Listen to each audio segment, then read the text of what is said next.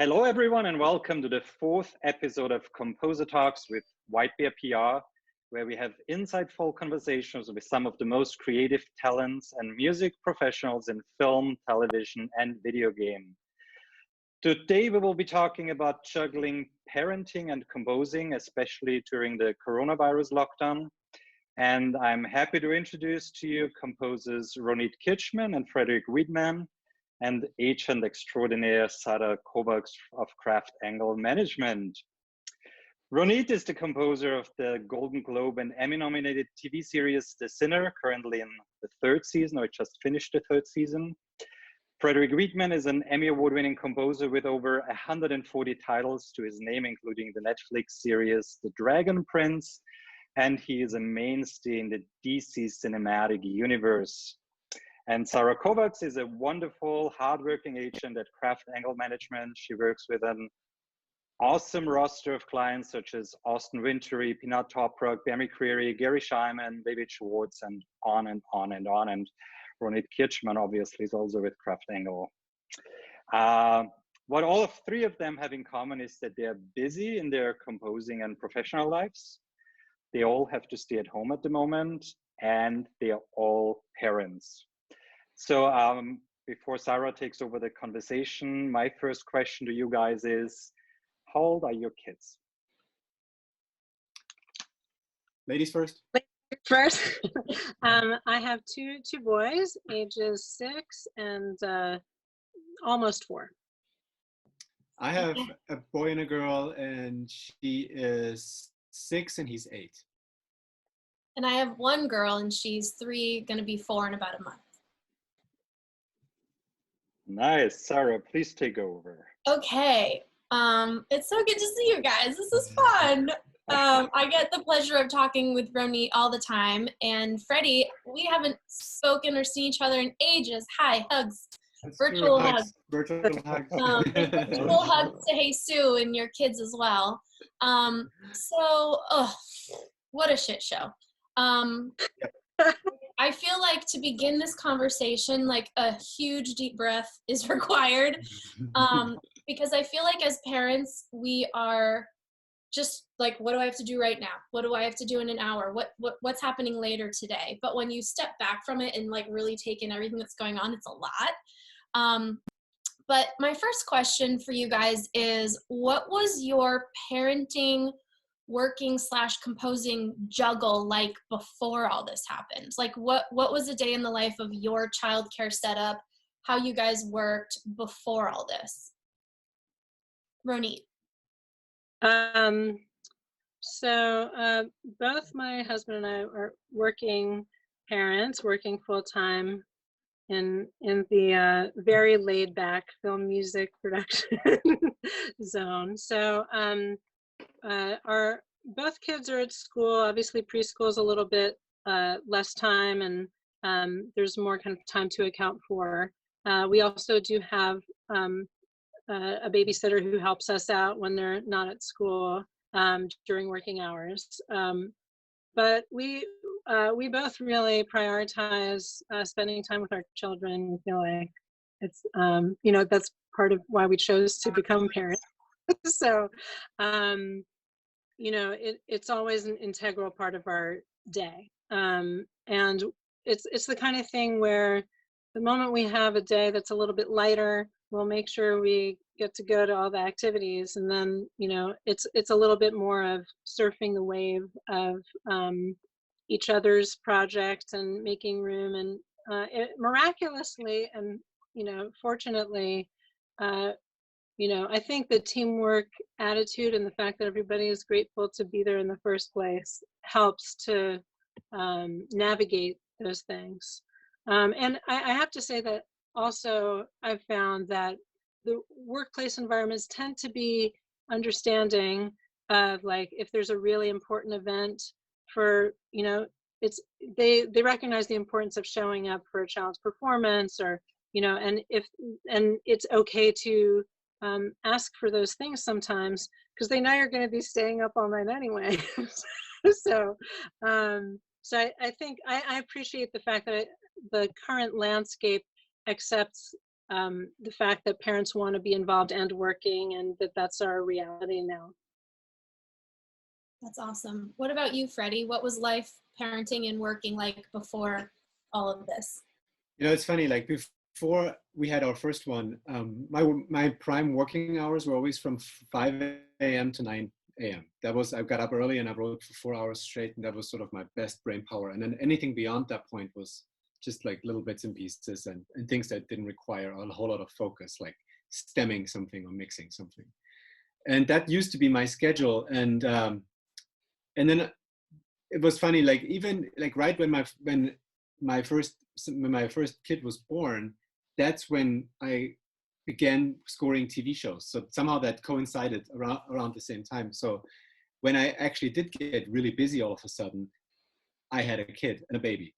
And so it took some getting used to that new schedule, because before then there was a film here and a short film here and a little bit of help out this composer and this composer. And then all of a sudden I was in the TV schedules and I had a newborn. So it was definitely a jump in the cold water, so to speak. And it took a lot of figuring out. So I was no longer able to work 5 to 9 like I used to. It was more like work whenever the baby's sleeping and try to get at least 4 to 5 hours yourself somewhere in between all that. And, you know, just kind of doing that for months to go, because it took us a while to put him in preschool. I think he started when he was 2. So we had him at home the whole time. And yeah, it was challenging, but you know, my wife, Jesus, she's an incredible woman, and together we juggled it pretty well, I think. So, but it certainly changed a lot once preschool started. I mean, that was a big game changer for us, for sure. Yeah. And both of your kids are older, so they're in school. They were in school, right? Yeah. So all this Corona stuff happened. They were both in the same school here, which was an amazing experience. One drop off and one pickup, you know, for anybody with kids, that they can understand why that's amazing. Yeah. And so now they're both home, but yeah, they're at least both getting fed material from the same school and in the same fashion with the iPad and stuff. So it's pretty streamlined here right now. That's great. And so that leads me to, you know, that was life before COVID. Now that we're, you know, all self-isolating and we have these stay-at-home orders and schools closed, how are you both juggling all these new roles? You know, you're full-time working, full-time parent. The older kids have to do online school. Mine's 3. So like, if she does a little math worksheet and circles the number 1 on it, you know, and colors it, there's not much to do. She can do it if she wants, she doesn't have to. But once they're in school, that's the real deal. So how has life changed now? Like, how are you guys juggling these different roles, and how are you splitting the day? Because I know your spouses are both work in the same industry you do. So how are you, and it's the same reality I have, how are you managing, how are everyone's needs getting met in such strict confinement? Well, we take it one day at a time. You know, now spring break, we just had our last day of schooling this morning, actually. So up until now, I blocked out the whole morning until about 2 o'clock to just help with this homeschooling thing. Because my kids are so little, they need a lot of help and assistance with the iPads, and, you know, apps don't work and Zoom is constantly having bugs and God knows what. So there was no way they can handle this alone. But they did really well, just staying busy for a good 6-7 hours, doing their worksheets, with taking some breaks once in a while. And and then in the afternoon is when I go in my studio and work for a couple hours. And then again at night, between 8 and midnight. Nice. That's my schedule right now. And it worked out. It's okay, you know. I managed to get everything done without compromising, and ultimately that's the goal. You know, I'm tired, but everything gets done. That's great. And how have you and Jesus managed to split up the day? Does she get some work done, or at least have some personal time while you're doing things? Do you guys switch on and off? Yes, we do that. We certainly pay a lot of attention to what each other needs, and, you know, make sure somebody gets a break or they have time to do the thing they need to do every day. Well, sure. you're right. Before the pandemic, I don't know if the world knows this, if they follow you on social media, they might, but you and Jesus actually inspired my and Alex's monthly dates, because these two go on dates all the time, and they're like a great example of how to like nurture a relationship and actually go out on dates and spend time together. And so that actually inspired our like once a month, can't do it now, but before then, once a month, we really prioritize it. We got a sitter. So you guys, thank you for that. My marriage, thanks you. I'm so glad that we could help. And they do the most amazing travels together. Oh, Very yeah. inspiring too. And I You love have that to do that, you know. you embrace the fact that it takes work to keep it together. And you just got like the love you guys have for each other, and like the appreciation and respect really shines through. So Alex and I have taken little bits of that from you. So thank you. Ronit, what about you? How have you and your husband split the day? You both are working in TV, both creatives. How are you doing all this? Like how are you actually making it happen? Well, it seems like it's like variations on a theme, right? So we tag team as well. We don't have a necessarily fixed morning, afternoon, but we'll kind of usually a lot of times like the night before. I'm a little bit of a planner sometimes, so I'm like, let's look at what we got going on, and we figure out, you know, I am the schedule writer upper, but especially with with our older one, we were kind of very well prepared, but there's a lot of hands-on stuff that we need to do for homeschool. So to kind of figure out who's teaching which lessons. And yeah, roughly I would say the business day would be split between us. And so, you know, it's not a full work day, but at least you can get a chunk done. And then we usually, after the kids go to bed, also, you know, we'll work, yeah, pretty much same kind of zone, 11:30 midnight is like, but I think one of the really interesting things about the lockdown, even though I know Garcetti says it's not the appropriate term, whatever we're doing right now, not linking our, is that, you know, we got to stay healthy. So I think it's been actually, you know, there are a lot of, there's so many horrible things happening. And so we try to find the silver linings, one of which I think is an emphasis on well-being and just being aware of how our environment is affecting us. And so, you know, at this period of time, we're choosing not to pull all-nighters. You know, it's like you got to have a healthy immune system, and that's always true, right? But I think it really reinforces some of the basics about self-care. So, and what's also interesting is that, you know, we realize how much we've been rushing around on, especially with small children, like birthday parties, baseball games, basketball, like everything is constant activities, which they really enjoy, but it's also been kind of great to have a lot of downtime, and you realize how much time is in the rushing around. So in a way, there's a little time saved there, a little time and energy saved there. So it's just a completely different ecosystem.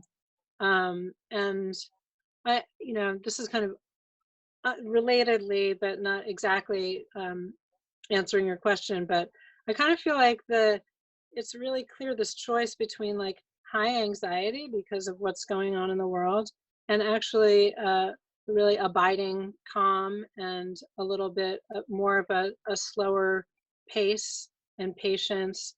And I think it definitely, in my case, I've found it's a choice that I really have been cultivating with my family and trying to kind of go with that, because I think for health, but also I would say it yields more, not that productivity is the #1 priority these days, but I find that it makes one productive during the time that you have. You know, like Yo-Yo Ma always talks about, when you practice, it's not about the amount of time. It's like in 15 minutes, you can get a lot done. You know, it only goes so far when you have X number of cues to do or whatever. But I think just the creation of that quiet space and focus and less scattered energy is really beneficial. Also, even communicating with clients and coworkers and stuff like that. It's just I sense a little bit more gentleness, and I think that's you know, something that affects home and work. I think I have a quick thing about this, because I think you touched on something really important that has been crucial to everything I've done in the past 10 years, which is being able to walk into your studio and switch on the focus that you need right that second and go, without having to sit there and browse the internet first and read some Facebook comments, or look on your phone and browse Instagram and think about a theme and come up with chords and all about, you know, all these things that usually when you have a million hours a day in the day, you can think over and process them at your own pace. But in our situation, this started, you know, right when my son was born. It was about, now you have 3 hours. You got to get 3 minutes done. Sit down and do it. And figuring out a way to actually come up with that focus and go, okay, boom, cues going. We're going. This is the tempo. I don't care if it's perfect, but it's good enough. I'm going to make it work. And I think that's a really, really good skill to have. You know, that is now invaluable to me, you know, now that I'm kind of way past that curve of baby phase. But just being able to walk in my studio and get the stuff done at the high level focus that I need, and then stop and then hang out with my family. I think that's key to making it work with the balance, like without basically not wasting any time doing something else that you don't really need to be doing. But on the other side, it also seems you're more productive, but there's also more quality time with your family, because you're not thinking of work, you're not thinking of all the things that need to be done. So you can actually be present with the family when you spend the time, it seems. Yeah, it enables you to turn off, actually, because you know you've accomplished what you need to do. And that really, really helps. Yeah. I think that also forces priorities, especially right now, because, you know, kids at home and trying to work, it feels like the world is operating at like a 60% of what they would normally. And I feel like to your point, Ronit, people are pretty understanding of that. And most of the folks that I'm talking to, you know, when I'm talking to studio execs or producers or whoever, they're all like, so sorry, you might hear my kid in the background. And I'm like, yeah, same here. Like, mine's napping right now and I'm waiting for her to bust through the door. I actually locked the door so she wouldn't, but I'm waiting to hear like screams and giggles and feet in the hallway. And it's like, it's the reality. And I feel like, I don't know what your thoughts are on this, but from a standpoint of trying not to be overwhelmed with everything, I feel like step one is acknowledging that this is not our job. Like, when you're a full-time working person, and like there are stay-at-home parents, and then there are working people, there are the caregivers to those children, there are people like, there's so many different roles that people in our collective village play. One person is not naturally supposed to do all that. And so I think like acknowledging that, that it's not supposed to be perfect, and that we shouldn't be striving for it to look perfect, because that's when we'll go crazy. And that's when we're actually not our best selves, our best worker, our best parent, our best teacher, the best spouse version of ourselves. So I see all kinds of those little positive, inspirational things on Instagram, and I'm like, yeah, I don't need to be perfect, you know? So, but I think that that's important, is like, we're all in the same boat. Yeah, the whole world, in fact. It's not just California or LA, it's the whole world. It's not just composers. Literally everyone. Everybody. And maybe that's the lesson to learn for life, that we don't have to be perfect at all. Yeah. We just have to do our best. Now. I hope that the whole world kind of emerges a little bit more compassionate and with a little bit more of a cushion, you know, in terms of how people interact with each other when we come out the other side. I think so. I'm optimistic. What do you think our kids are going to remember? I mean, mine's young, and, you know, Freddie, yours are a little bit older, but what do you think their memories of this are going to be? Like, remember when we were, you know, we got to stay home with mom and dad, and we're like, oh my God, do you remember that most stressful time of our lives? It's pretty much that. Mine are loving this. They're having the time of their life. They're like, this is awesome. What are you guys complaining about? To me and my wife, it's like they'll remember the most awesome time in their lives.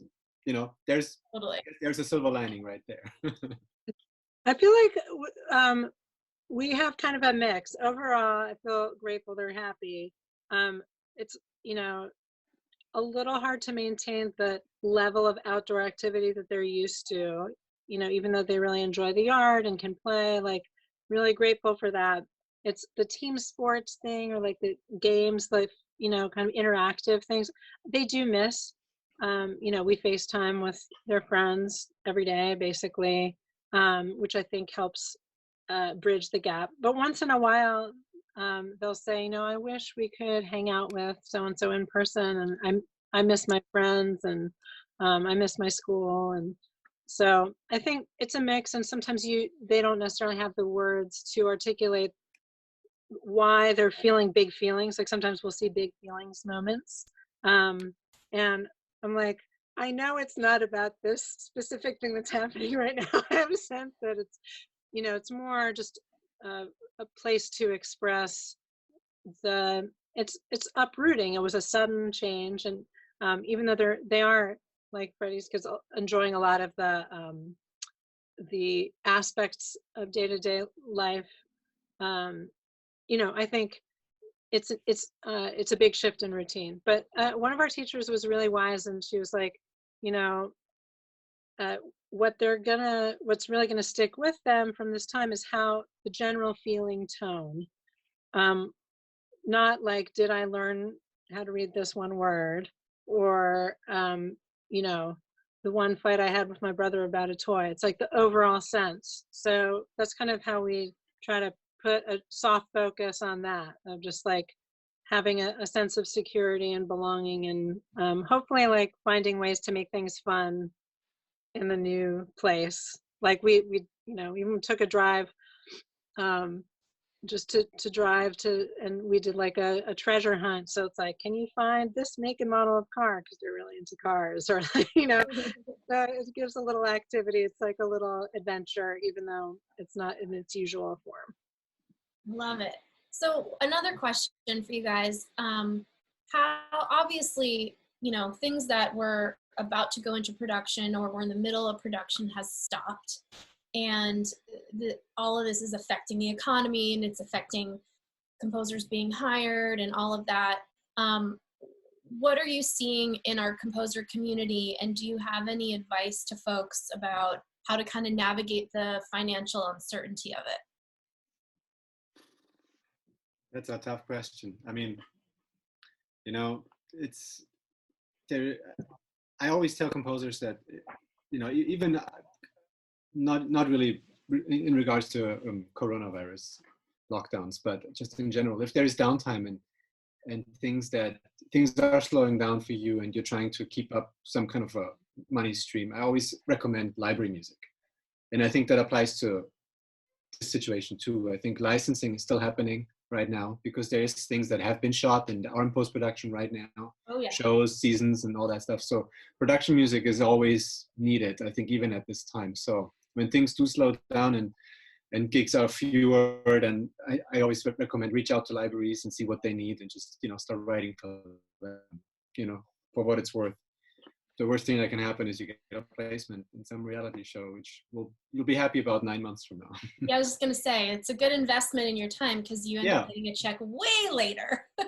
Yeah, and maybe you get an upfront fee, you know, all that stuff. I mean, the libraries, they tend to work in different ways, but I think there's always work around in that field, and it's such a big market, and there's always new music needed, so there's always something to do.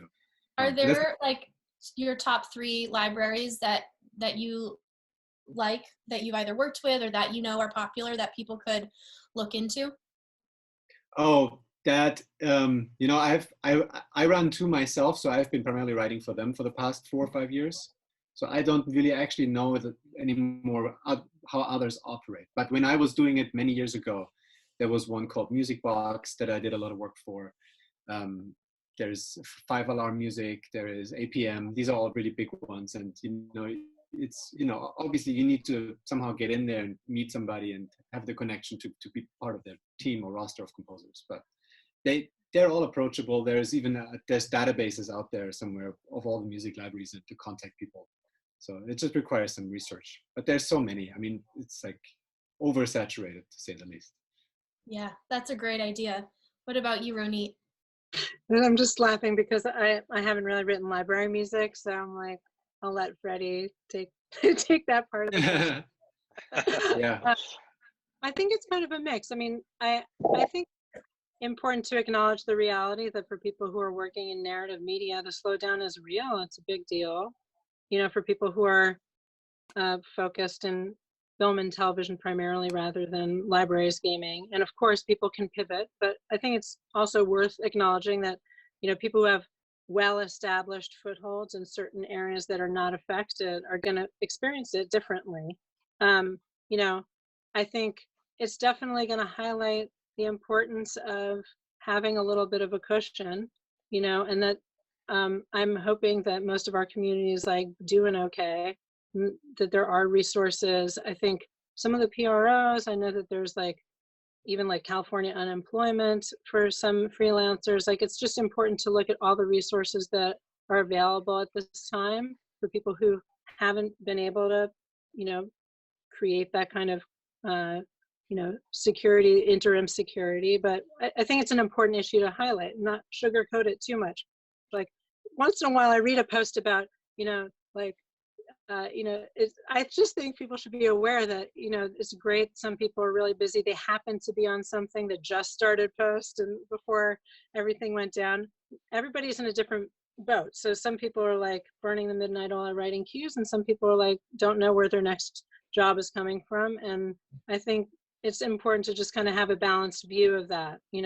I would say it's having an impact, but we'll be seeing more. I mean, I have my fingers crossed that miraculously things are able to start, going to normal when it's healthy to do so, and that's sooner than later, but we just don't know. So we'll see. I think the impact really on the composers remains to be seen in narrative, long form media, I think. So I think in a couple months, if nothing's happening, I think you will see composers who are focused in narrative long form looking at other markets even more seriously, and looking at adding revenue streams. And necessity is the mother of invention, right? So and I think the other thing to kind of, I think, a zeitgeisty creative community thread that I've seen a lot of and different opinions on is, are you going to write your King Lear now? Or and I think I will say that I think the parents in the group are maybe, or maybe I'll just make sure my kid is fed. So there's always a little bit of a push-pull of, now you have lots of time to do your own stuff. I don't think that that's the case. I think most people who are parents are so busy as it is. And then if there's any downtime, then it's usually about thinking about, how to cultivate your brands and what you're doing more, to keep the revenue flowing. Yeah. That's Yeah, I great. mean, this is the time to maybe work on your solo album. As far as PR, I think also it could be the time to work on your bio, your website, get your promotional materials in order, research directors, look for future work, see, even if now the work is not there, but once this is over, what could you do? But, I mean, I've been talking to a lot of composers, and, as Ronit said, it's real, and especially young composers who have been doing 1 or 2 independent films a year that go really from project to project, which pays so little, and they really feel it. And even now, the first month, it's hard to pay your rent, to get food on your table, and we shall not forget that as a community also. And I think we as a composing community need to come together a bit more. I think that hasn't really happened yet, to see, okay, who is kind of falling through the cracks. And I know, Ronit and I are both on the board of the Alliance for Women Film Composers. So at the moment, we're also preparing lists that we will send out to everyone and post on the website with all the grants people can get, all the help people can get, and how to go about it. A lot of the musician help, I'm afraid, is done for recording artists that lost their gigs or that are not having records at the moment.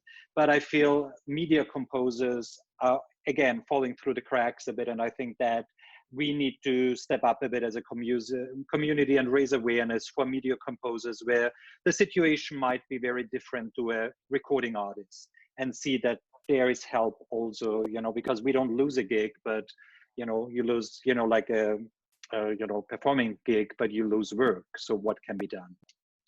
Right. So that list will be on the awfc.com soon. And men can use it too.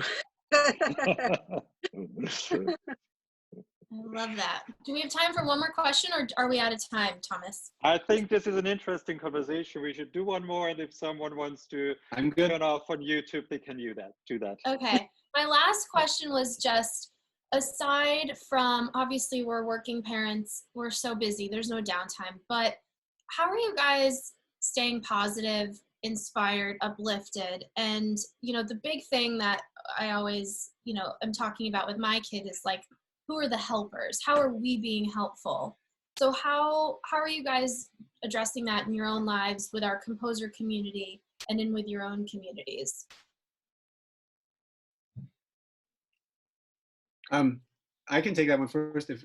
So for me, it's what helps a lot right now, being confined in my house, is memories of all the things I've done before. And it makes me so grateful that even though some of those trips, I was second guessing at some point, like, should we really go there? Should we do this? Should we take the leap and, you know, take the whole family over to Europe and, you know, all those things.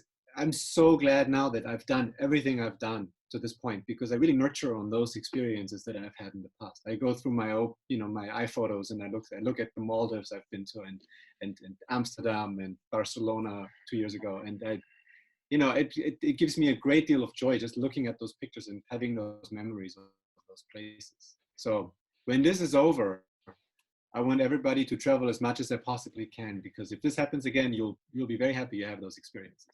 There's a funny book, actually, there's a German book called Frederik Mouse. Thomas, you know that probably. Oh, no, I don't. I'm Austrian. You don't?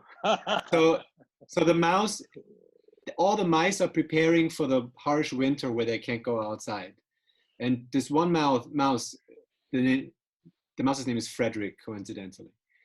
That mouse is always just sitting there doing nothing, and the other mice they keep asking her, "Hey, what are you doing? Why are you not helping us?" And the mouse Frederik is saying, "Well, I'm collecting the colors of the sun and the flowers for us. I don't need to collect corn and food. I'm collecting the colors." And they all think the mouse is crazy. And then winter comes and they're all confined and they're running out of food, and now they're all bored and getting depressed, and they're asking that one mouse, like, "So what did you collect for us?" And he starts to tell them stories about the colors and the flowers and the sun, and they all get happy again. And it's kind of like that. I was going to say my kids love that book. It's by Leo Leone. I'll have to look at that. Leone, yes, he has so many beautiful children's books. The artwork is gorgeous too. Yeah. Don't underestimate good memories. As fuel for you, Ronit? How are you staying inspired, and what are your thoughts on how to be helpful? Well, I think it's at least three things that you touched on, right? It's kind of personal, for oneself, then for the family, and then for the larger community. So personally, I found what's interesting is that it just kind of drives home what I learned through many years of oscillating through meditation modalities and ways of making art and stuff, and realizing how personal it is, what works, what brings you to the right brain state in a certain time and place. It's not always, in my case, I've really found that engaging in creative activity has taken on a new, very refreshing, centering role for me, which is I'm really enjoying. So rather than kind of tuning out, slowing everything down in a kind of external way, sometimes immersing myself in the material of whatever the script I just got, or the piece I'm writing, those things, the conversation I'm having, that kind of immersive engagement is the kind of my meditation of choice right now. And I think the character that it has is very much about enjoying the activity, which I hope is something that I'm hoping that it's something that I always have done, but I do feel a shift where it's the process itself has a lot of joy in it, and so that sustains me. And then with the kids, like, fortunately, they're very naturally upbeat, so it's like thinking of fun stuff to do. They love to build. They love to do imagination play, so we're always making up stories.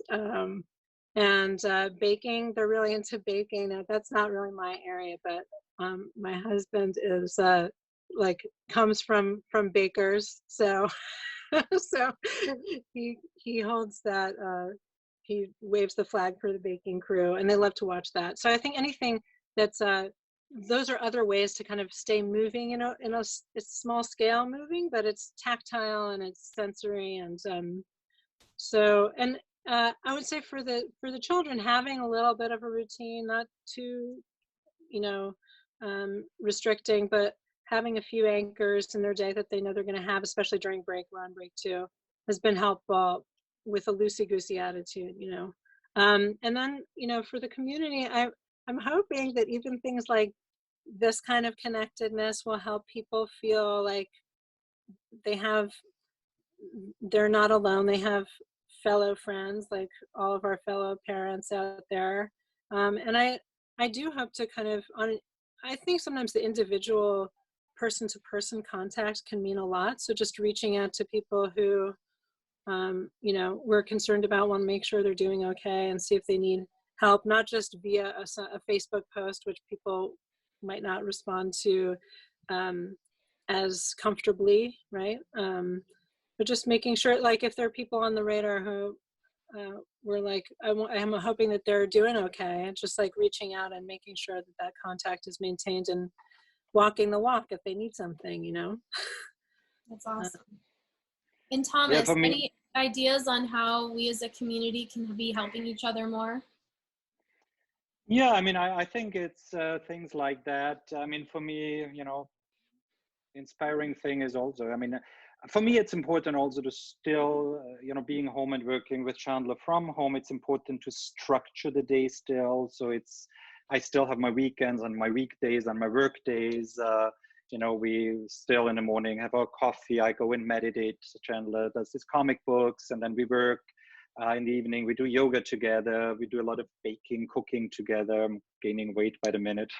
and then observe the weekends, check in we have Zoom meetings with our employees. It's, for me, it's also very important to, be there for the community, but also have the responsibility, obviously, for employees who have been so good to us over all those years and helped us to build what we have today. But to accept what is, to accept the situation that is, for me, is important, and to do anything I can as far as having work, surviving, protecting myself, staying healthy, doing workout. But then also I always have to remind myself, like everything else in life, this is temporary. Everything is temporary, and it will change again because life is change. And so for me, it's also important to look at the future and to keep dreaming and to keep envisioning the future that I want. I think often when we go in crisis, we get paralyzed and we forget to actually that we have the power to create our future, even if it seems bleak at the moment. But for me, it's important to have that vision and then to let it go again and be in the moment and to deal with whatever it is. But those moments being, just looking forward, having a scavenger hunt with the Kirchman family, that is something you look forward to, and that makes me happy just by thinking about it. Or having, maybe going traveling with the Wiedmann family, or having a glass of wine with Sarah. All those things are just a hug again with you guys. But, just thinking about that, that I think makes me happy, and that makes all this more bearable. Love it. Well, thanks everybody. Sarah, no, you are. What inspires you? How do you go through the me? day? I think, what brings me comfort right now is that we're all facing the same struggles, but we also, when I was driving to an office, working 9 hours a day, coming home, all I wanted to do is come home to see my kid. And now I get to be with her all the time. And I have my work time and she's with her dad and we switch on and off. But I think when this is over, I'm going to actually miss this. I like, you guys can, when we're back to life as normal, check me on it, see if I actually feel that way. But I feel like this is actually kind of a gift in a way, because I am slowing down a bit. I have my 6 to 7 hour slot during business hours that I'm available and that I can get things done. And otherwise, when do we ever have an opportunity to actually be so close with our family? And at the end of the day, that's really all that matters. So that's sort of a gift. Work actually is a nice distraction at times. And, you know, I'm still getting requests for composers for things. Every time I get one of those emails, I'm like, oh, hallelujah. My heart skips a beat, and then I text Ronit, and I'm like, dude, you know, but seriously, like, the world is still turning. It is not as bleak, I think, as it might feel. I'm seeing video game work very active. That keeps me uplifted. I'm seeing animation. I don't know, Freddie, you do a ton of animation. Yeah, like it's I'm also seeing thing where people were working in isolation, they're still doing it. Yeah. I just think things that we're about to film and are filming had to stop. But Ronit has an interview on something that hasn't shot yet, but they're like, well, we have the time, so let's talk about who the right person is. So every day we're talking to people about hiring composers. So there is still work. It's going to be slower, but there is still stuff, so that relieves me so much. And just like being there for my clients, being there for my family, my neighbors. We're really tight with the neighbors. That we all have little kids. We're all stuck at home. Like, we're all in the same thing, and we drink over Zoom every Saturday night together. So, you know, trying to be there for my community too. So, you know, I think, like you said, this is temporary, and just finding the silver linings and the joy of it is kind of what helps keep me going and not freak out. Wonderful. Thank you so much. This was very inspiring, insightful. Ronit, Sarah, Freddie, thank you, thank you, thank you. We're posting Composer Talks every week on our YouTube channel, so follow us on our White Bear PR channel, or you can listen to it on your favorite podcast platform. And yeah, once again, I hope we can see each other in person soon and get some group hugs. Thank you so much. Thank